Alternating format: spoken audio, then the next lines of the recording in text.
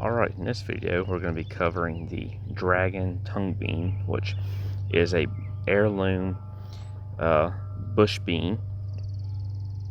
It originally came from the Netherlands. It has, this nice purple kind of stripe color to it. Of course, if you cook it, you do lose that color, but you can eat these raw. They have kind of a slightly sweet, delicate flavor. They're not overly tough, and they produce quite a bit. I'm actually about to I'm going to show you our first harvest in a second. So this row is about, maybe the total row of the actual beans is probably about 20 feet long here. Let's say they are bush beans, so you don't have to trellis them. We do have a couple wooden posts here with just some like fine twine running down both sides, because they do have some heavy foliage on them, and they get so many beans on them. They have a habit of kind of just like flopping over to one side. They seem to do just fine that way, but probably prefer to have them up a little bit. But they will kind of flop over because their stems are not really robust enough to hold up all the beans and foliage that they produce. So you can, maybe put some little string up on them to kind of help them out a little bit. But if they do grow on the side, they'll still grow just fine that way. We did that last year, but if they don't get that sunlight, those beans won't get that nice color to them. So my wife just did the first harvest of them yesterday off these beans, their first output, and it came out to be right about, I just weighed these, it can't be around 2 pounds. So she's got this bag here, keep in the fridge.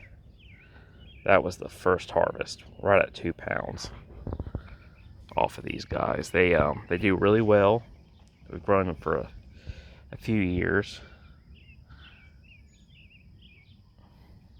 You want to see they look like an inside.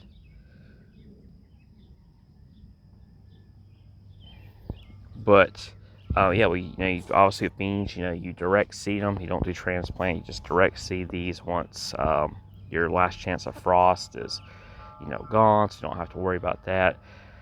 Direct seed them.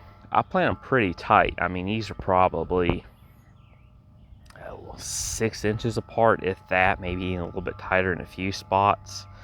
So I plant them tight. They seem to do just fine, very close together. As you can see, there is some foliage that's been eaten up by a few bugs. I do spray an organic insecticide every couple weeks, or something like spinoside, stuff like that, just to help with some of the bugs that are gnawing on the leaves. But overall, they don't seem to have much of an issue with pests. At least the beans themselves never seem to have an issue with pests. Just some light foliage getting eat up. They don't seem to really get diseases. They grow fast. Once they come up, they really start producing. To give you an example of output of like when would your first harvest be? So these beans, everything in this garden was planted at the same time. So these beans were direct seeded in the ground at the same time my tomato transplants went in, which my tomato transplants were probably like, I don't know, probably at least 8 weeks old. And while my tomato plants are, growing a lot and they're loaded with tomatoes, I still haven't gotten my first ripe tomato yet, but I've already gotten my first harvest off the beans. So these are they grow fast, and you're gonna get your first harvest fairly quick, because these were planted like end of April, so we're mid June right now. So maybe 2 months. You may be able to get some beans within 2 months, which is pretty good for something direct seeded in the ground. Water, deeply, less frequently, so plants can develop better roots. I fertilize every other week organically, and that's about it. I mean, these really are pretty low maintenance, simple plants. Just direct seed them, give them water, fertilizer every once in a while, and boom, they'll pop up and they'll just take off, and you can harvest these things all summer long, because they'll just keep putting out and putting out. And like a lot of beans, let's see if I can get a flower off here for you. They do get this nice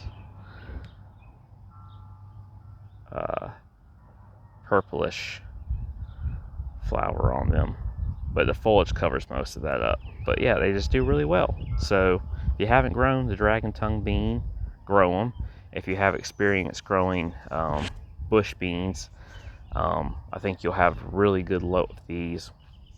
It'll be a good producer for you. If you've never grown a bush type bean or just never grown beans in general, I think this is a great starter plant to give a try, because they do really well, and they are an heirloom. So if you do allow these pods to fully mature on the plant and dry out, you could save the seeds from them if you wanted to and replant them, since they are an heirloom and not a hybrid. All right, well, until next time, I hope y'all have a good day.